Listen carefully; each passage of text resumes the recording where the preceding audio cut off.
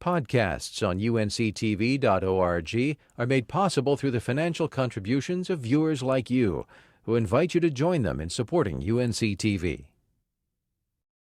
On June 29th, Willow Spring resident Colonel Elizabeth Eaustin will be promoted to Brigadier General in the North Carolina National Guard, the first woman to achieve that rank.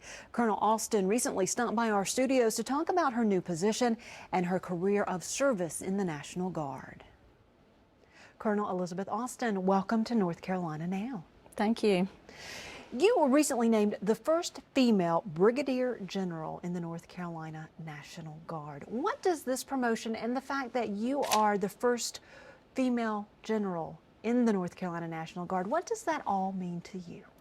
Well, it's not so much about being the first female as it is about accomplishing the things that you need to get to be a Brigadier General. And the fact that there are people that have confidence in me and my leadership ability and my skills to continue to serve the North Carolina National Guard at the rank of Brigadier General. You have served in the North Carolina National Guard for more than 32 years now. Correct. Based on that experience, how do you describe the day-to-day work that the North Carolina National Guard does, not only throughout North Carolina, but throughout the world? Well, every day the North Carolina National Guard is deployed to 75 counties, 101 locations throughout the state. We are there to support the citizens of North Carolina when it comes to natural disasters, any type of state disaster, or anytime there's just some help in a community that the community needs. We are there every day to support the citizens of North Carolina. And then, of course, our federal mission, which people don't understand, that we have a dual service mission. Our federal mission is when we're called up by the President to go overseas to do our combative mission. Tell us about some of the highlights of your own career and the things that really stand out for you over your 32 years of service.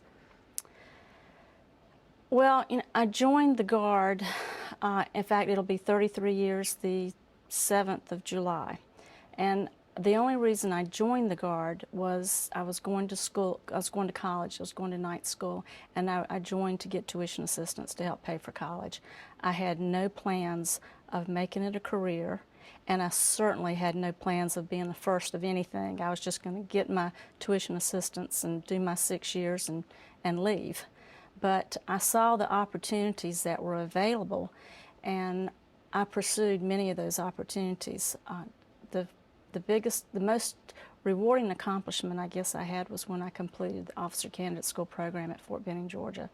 I proved to myself that I am tougher than I thought I was, and if I could go through that program, then I could do anything. And then my deployment, when I had to leave my family and small children at home, that was the turning point that made me decide what I was going to do with my career, and that there was a lot more that I could do for the state and for the nation by continuing my military education and my training. Throughout your career, how have you seen opportunities for women change and expand in the North Carolina National Guard? Well, when I first came into the Guard, there was very few females. I came in, I guess it was probably females had started recruiting into the Guard about 2 years before I came in, and there were no officers, or at least I didn't know of any officers, I'll put it like that. And it wasn't until probably 5 to 8 years after I'd been in the Guard that I had even met my first female officer, and that was a major that had come in from another state that had transferred and was working in the recruiting office. And that was the first officer that I had met. And I looked at her and I thought, well, you know, if she can do this, I can do it too. And that was the turning point for me to go to OCS and to pursue the officer career. The opportunities for females they're wide open now. Of course they weren't when I was coming up, and I really didn't have any female mentors, and I like to think that I've been a good mentor through my career for the females that are coming behind me, but I will say that I had many good male mentors that gave me the right guidance to do the right things that I needed to do in order to get to this point in my career. As you talk to young women and young men about opportunities available today in the military and specifically in the North Carolina National Guard, what do you tell them? I tell them that it's wide open, that they can be and do anything that they want, and all they've got to do is to make up their mind where they want to go with the opportunities and how far they want to go. With this promotion comes some changes in job responsibilities. What will be some of the new projects that you will be working on as a general within the North Carolina National Guard? Well, I will continue to be in the sustainment and logistics arena.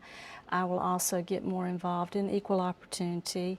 Also the family programs that are available, I'll be involved in that.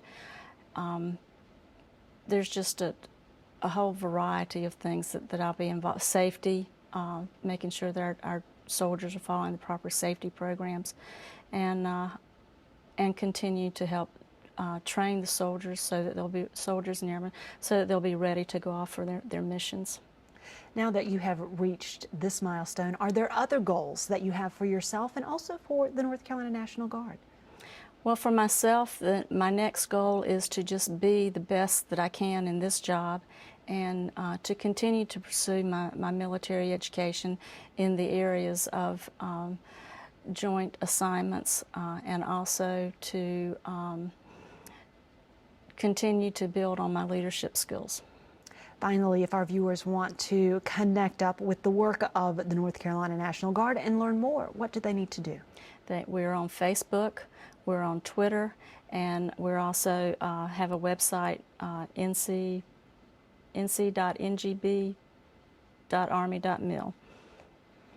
Colonel Eaustin, congratulations on your promotion, and thank you so much for coming and talking with us. Thank you. Podcasts on unctv.org are made possible through the financial contributions of viewers like you, who invite you to join them in supporting UNC TV.